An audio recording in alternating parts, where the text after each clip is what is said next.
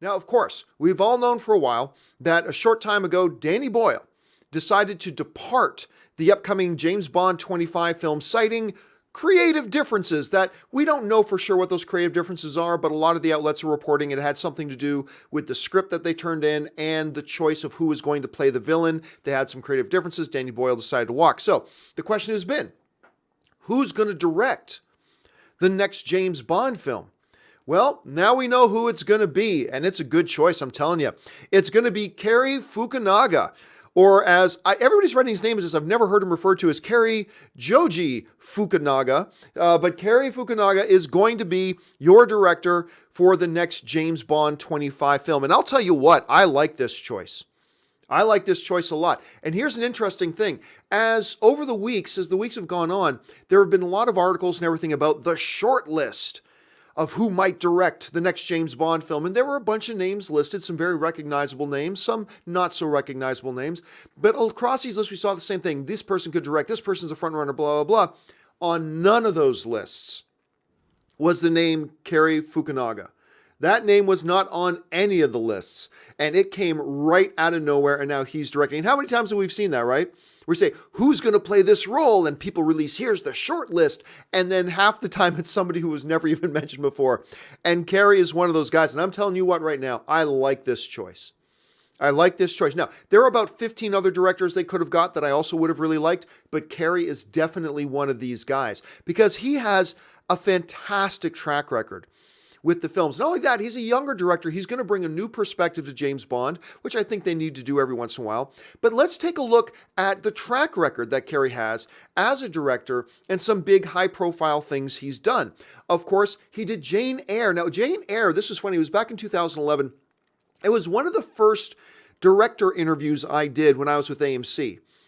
And he was a fairly unknown director at the time, but I had a great conversation with him. That video is still up online somewhere. Who knew he'd become the guy? But that was a really good incarnation of Jane Eyre. And as you can see, the critic rating on Rotten Tomatoes, over 84%, was a solid score. Then he went on to do what probably he is best known for, which was True Detective Season 1.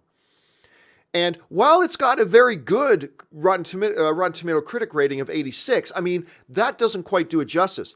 That show became a pop cultural phenomenon. People loved it. Particularly, remember that one episode? I think it was episode 5 or something like that. Correct me if I'm wrong, guys. But there's that one episode where they had that big, long tracking shot during the gunfight in that neighborhood.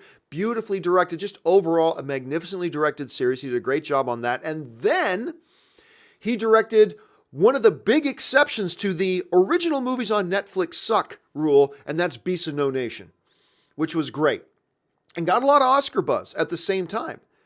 And of course, bringing that in at one of his best ratings ever critically, at a Rotten Tomatoes ratings of 92%. But the important thing about these figures and these numbers that we're seeing here is not so much the numbers, but really is, look at the diversity just there. Look at the diversity. I mean, Jane Eyre is so radically different from True Detective, which is so radically different from Beasts of No Nation. And yet across all those three radically different films, Cary was able to bring a level of excellence, a great sense of pace to his narrative storytelling, a great sense of how to direct his actors. A lot of people thought Idris Elba could have gotten a Best Actor nomination, or at least a Best Supporting Actor nomination at the Academy Awards that year. And there's a very good argument to be made for that.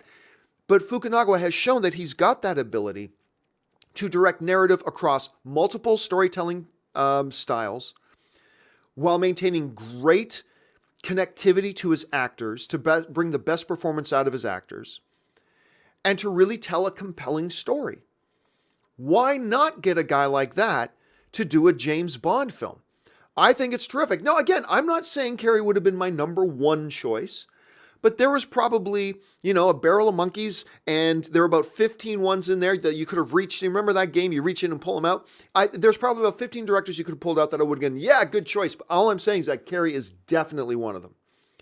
There might be one or two other directors that I kind of was maybe a little bit hoping for. I know a lot of people were still hoping that Christopher Nolan was going to do it. But come on, we knew that wasn't really going to happen.